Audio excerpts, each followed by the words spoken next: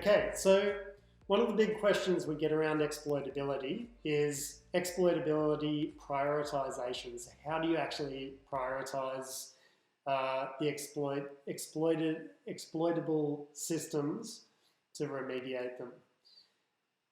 Okay, so vulnerability scanners attempt to do this, but again, because they don't have the information as to whether it's exploitable or not, they actually can't tell you, give you a proper prioritization score.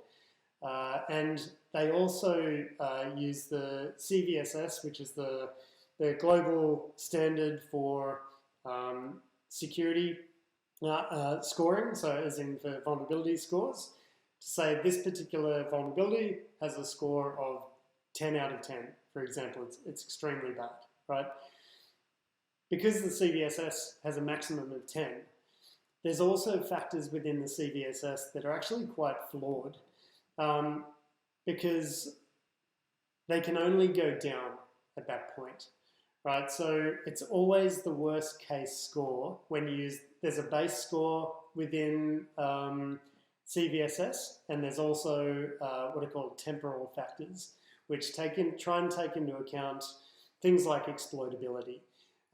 Is there a patch available? You know, is it a proof of concept exploit or is it a completely mature exploit?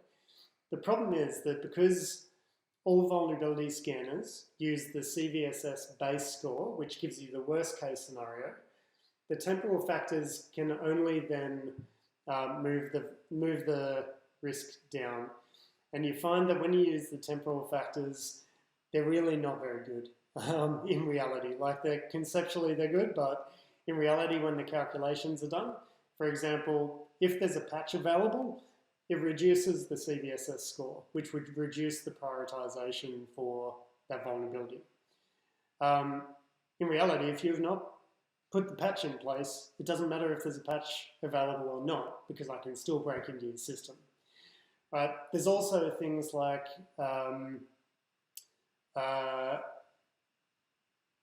you know, if the exploit is you know, mature or not mature, and some of those things you may not be able to determine without a lot of effort. So let's have a look at some of the factors that come into exploitability.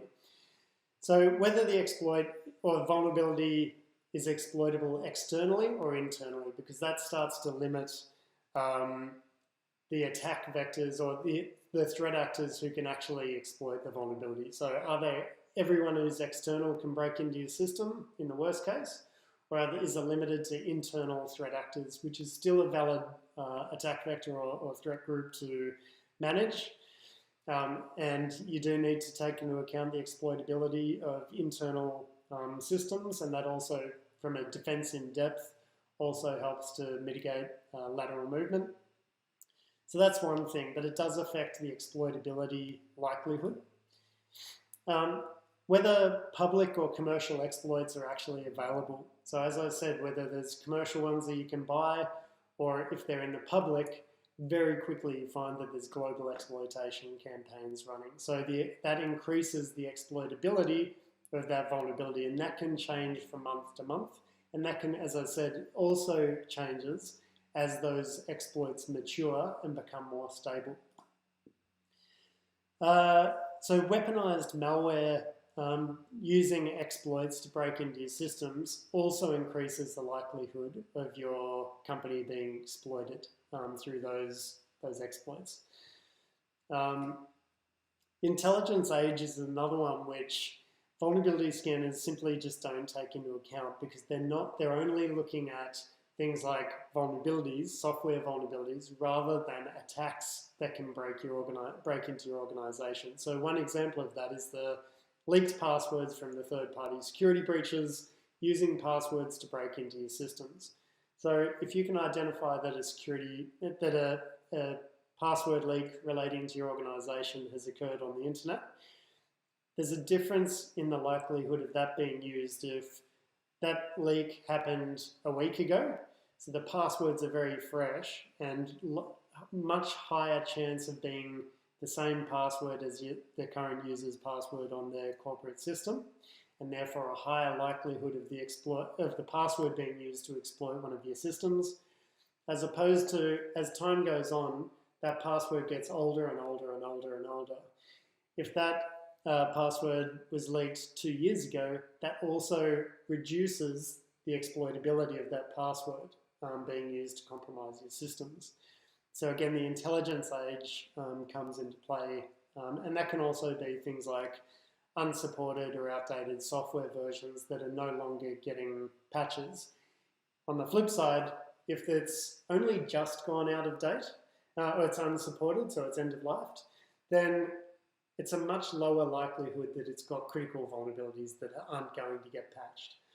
Right? If it's 2, 3, 5, 10 years out of date, out of support, and it's no longer being patched, almost guaranteed there's going to be a critical vulnerability that you can use to actually break into it. So on the flip side, with the intelligence age relating to end-of-life software, that actually increases over time because there's a likelihood that the exploits will be available and working and mature.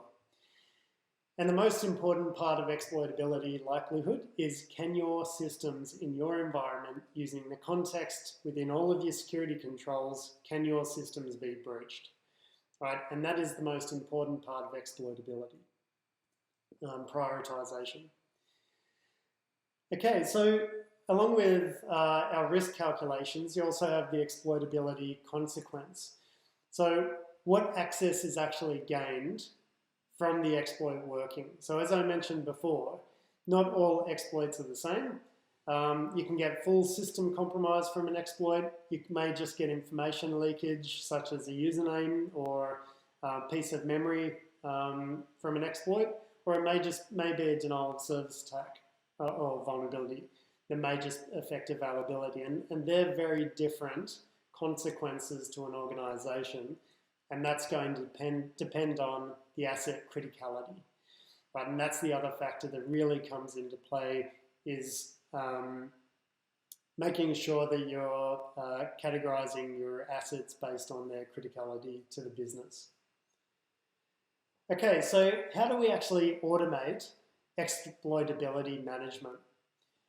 Okay, so within Evolve, we've got the Evolve automated penetration testing, and this is exactly what we have created this for automating exploitability management. So a lot of penetration testers may throw their hands up and say that you can't automate penetration testing, but they're certainly, having done this for over 20 years, ways that you can automate some portions of penetration testing. So external and internal penetration testing is a perfect example. So within Evolve, we do what we call a 5-phase penetration test. And that covers things like automated internet reconnaissance to build context around your organization for the attacks. And that includes hook into Evolve's 700 billion leaked passwords from over a decade to be able to use to then go and log into your systems using password spraying or credential stuffing attacks. All right, so that's context-based attacks against your organization that aren't necessarily exploit-based, right? Asset discovery and vulnerability scanning, so trying to identify your assets across your organization, centralize those within Evolve, and also then do vulnerability scanning. So that's still a component of exploitability management, is vulnerability scans to identify potential vulnerabilities. And then we move on to the other phases, which actually are the exploit verification. Right, and this is doing the attack and exploitation, automated attack and exploitation against those in a safe way to identify the vulnerabilities that we can actually break into the systems through. And that, you'll notice, it's not just exploitation, it's attack and exploitation. So taking, for example, those passwords and trying to log in, using the exploits, finding exploits in real time, checking they're safe enough to run and going and breaking into your systems. Doing man-in-the-middle attacks, capturing passwords or password hashes, doing password cracking, logging into systems that way. So it goes, again, well beyond just vulnerability scanning. But then if any systems that we break into, attackers then do post-exploitation and lateral movement, as I stepped through with the threat scenarios previously. And using the access that they've gained from one system to extract credentials or password hashes or tokens to then authenticate to other systems within the environment and do lateral movement, which again is another exploitability attack vector. And once it's gone through and broken into everything, it then feeds into the automated reporting and dashboarding for trending.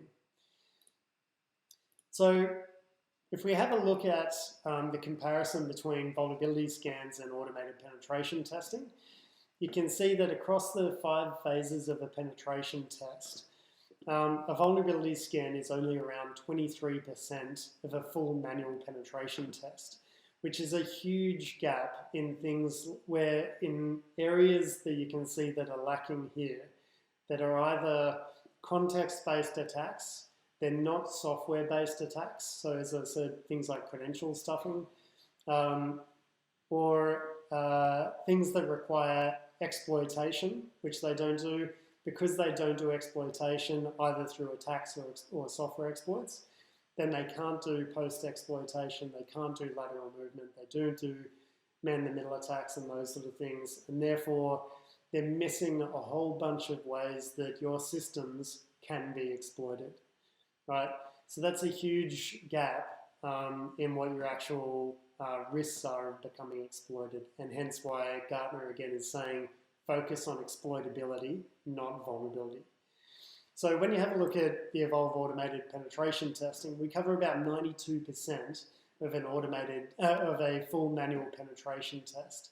And where this 8% is missing is around areas that we actually don't want to automate. So things like we will automatically identify exploits on GitHub or ExploitDB, you know, those sort of sources, but where they're written by random people on the internet and they're not considered safe enough to run against your system. So they will be reported, they're taken into account into the automated prioritization, but they're not going to go and exploit your systems. And that's where we consciously don't automate that, and that's where your penetration testers can come in to do that advanced side of the attacks.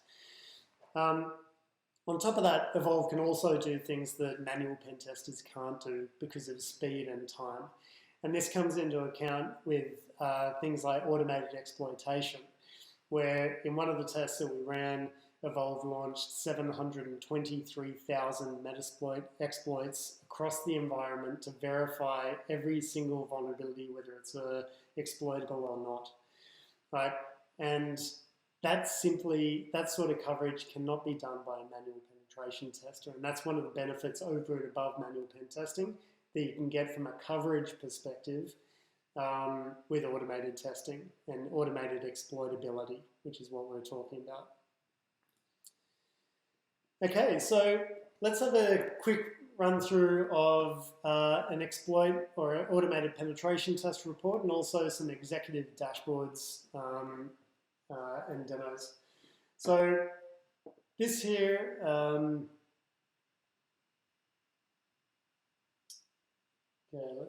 so this here is our automated penetration test report. As we flick through this, you can see there's a table of contents and an executive summary. So if we now zoom into this, we can see that you get a scorecard. So you've got the scope of the test, you've got the scorecard across some of these exploitability factors and gives you an overall score for your organization. It also breaks it down into each of the areas that are being potentially exploited, or the exploitability factors for your organization, so that you know exactly where you need to focus your efforts to remediate and improve your security. Each of those areas then get broken down into detailed metrics around things like your penetration test findings, but also how many exploits were found in real time during the test, how many automated attacks were performed, and how many were actually successful. So these are the ones that actually need to be remediated within the organization. We've then got things like attack surface, so how many hosts, services, and firewall holes you've got exposed. You've got things like domain names, and whether you've got how many DNS records and how many are non-production that are exposed on the internet, again increasing your exploitation attack surface. How many security breaches your organisation, third-party security breaches have affected your organisation over the last decade or so. How many leaked credentials, and also how old they are to determine whether they're a current threat to your organisation or they're an expired threat, right? They're becoming less and less important and less likely to be used to exploit your company. Your domains, how many are considered to be configured insecure and also insecure email configurations. Configuration hardening, so again through that system hardening and making sure that your configurations of your systems are actually locked down to prevent exploitability. And then you've got an automated summary of recommendations for what you need to do to improve the security of your organisation.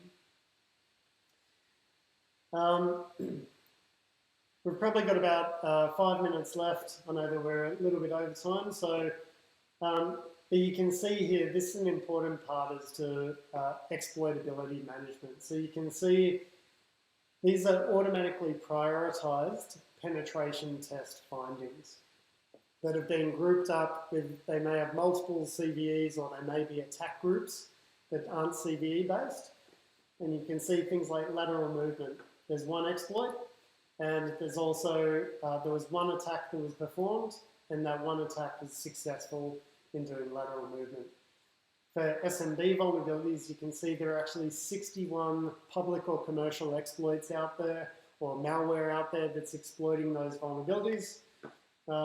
During the penetration test, we launched 15 automated attacks, and out of those, 12 successfully compromised the systems within the environment. So again, that's automatically taken these factors of exploits as well as exploitability into account and automatically prioritize those up the report so that you can basically go down the report and fix them one by one, and we'll show you the evolved prioritization score. And as you can see, as you keep going down, you can see some of these have exploits, but the automated exploits were not successful, which indicates that you might not be vulnerable, right? So that can then not only increase the score, but also decrease the score if you're not actually exploitable. So you may be vulnerable, but not exploitable, which is what we've been talking about. As you keep going down, you might also find that there's vulnerabilities or software versions that don't have any exploits available, either commercial or public, and therefore there are no attacks performed. So within Evolve, you can actually select an option. This report shows you everything, including the vulnerabilities that are not exploitable. There's an option within Evolve to say, only show me the exploited vulnerabilities, which are these ones here, that have successful attacks. Or you can say, show me the ones that have exploits, right? So as I mentioned, we're not going to run dangerous exploits against your system. So you may want to, once you've fixed up all of your exploitable vulnerabilities, start including exploits, vulnerabilities that have exploits but were not exploited, to then focus on those as a next priority. So the Evolve reporting allows you to actually filter those down and remove all of these findings that actually don't have any exploits associated with them, right? And that's how we do our automated prioritization and remove all of the noise from some of these lower risk issues that automatically get bumped down the list. If you have a look at, actually I might just jump down to the next finding, which is an exploitation finding. You'll find that we have this Evolve score, which is basically an automated prioritization score for exploitability, right? And that takes into account, you can see your CVEs there, but we find all of the latest exploits in real time. They're all linked. So all of the exploits that are available, whether they're commercial, they're open source, whether malware is exploiting it, you can see all of them that are available and go and have a look at each of those across each of the vulnerabilities relating to the SMB technology group. We then, any safe exploits, as I mentioned, will automatically launch those against the system, and you can actually see the exploit configuration. You can see the exploit working against the system. You can see we've got an interpreter shell, which means that we've actually broken into the system, and it starts doing things like extracting credentials out of memory, doing things like password hash dumps, and also does post-exploitation attacks to extract other credentials out of things like configuration files, and those sort of things, and also cleans up after itself. So that demonstrates that it's actually exploitable, and we can do post-exploitation as well. And therefore, that's been prioritized up the report, and it actually says this worked across these systems across your environment. And so it's automatically prioritized these for remediation for you. It's also mapped it to the MITRE ATT&CK framework as a standard, and also provides recommendations and references. Moving on to some of the dashboards, we've got about 2 minutes left. This is the asset risk dashboard for executives or the board, and this shows you at a high level the asset trend across your organization. So one of the parts of the Exploitability Management program is to track your assets. So this shows your assets trending over time. So as you increase your assets, you're obviously going to increase your vulnerabilities. You can see the vulnerability trending over time that map to those assets over time as well. So that you can actually show that our vulnerabilities or our exploits are increasing, but that's also because we're increasing the number of systems. It's not necessarily because we're not doing our jobs, right? And that's an important thing for the board to take into account. But one of the extra things that you can see here is the exploitability trend of those assets over time. So you can see the number of exploitable systems that have occurred over time. So you can see there might be 1,000 vulnerabilities, but there may only be 2 exploitable systems at that point in time, and that's why how you can prioritize and streamline your exploitability management program. You can also then split these out into critical assets, IT assets, and network assets, amongst others, and actually see how many of those have been exploited over that period. To see 38 exploited assets, 21 and 12 for your critical assets, which obviously then allows you to prioritize those 12 over the top of potentially your IT or your network assets to make sure that they're fixed first. So again, take into account not just the exploitability of the software or the systems through attacks, but also the criticality of the assets to say, all right, these are the 12 we need to fix first, then we'll focus on the IT or the network assets. So that gives you an automated board report, basically, to really give you clear visibility of the trending and the risk of your organization becoming breached. You can then drill down into what we call the manager asset risk dashboard. And this goes down to the next level of then breaking it down into some of these platform areas where you can split it out into things like critical assets, Windows assets, Linux assets, network assets, and also other assets. You can then see the overall exploitability trend mapped to the assets and the vulnerabilities. But you can also then break them out into critical assets and Windows assets, just as examples, but across all of these platform areas. You can then see the systems for, say, critical assets that have been exploited for vulnerabilities greater than 30 days old. So you can see that these are not being patched. These should have been patched, in an earlier time frame. And also you can see that the Windows here, there are more exploited systems within the Windows environment than there are within the critical assets. And that can indicate that, all right, our critical assets are being managed much better than our Windows environment from an exploitability perspective. There may be more Windows exploits coming out, and that's why there's more exploits that need to be managed. However, it does show you the focus as to, all right, our actual, even though our critical assets, we need to fix up these 3 as a priority, we need to find out how we can better manage our exploitability within our Windows environment. And you can see that across the trending as well. So you can see the critical assets were being managed, were being okay. There were some new exploits or vulnerabilities that came out. They were remediated that month. There were none the next month. And then suddenly there were new vulnerabilities or new exploits that came out. And so we need to start jumping on this as a priority. But we're still only dealing with very few numbers of exploitable vulnerabilities.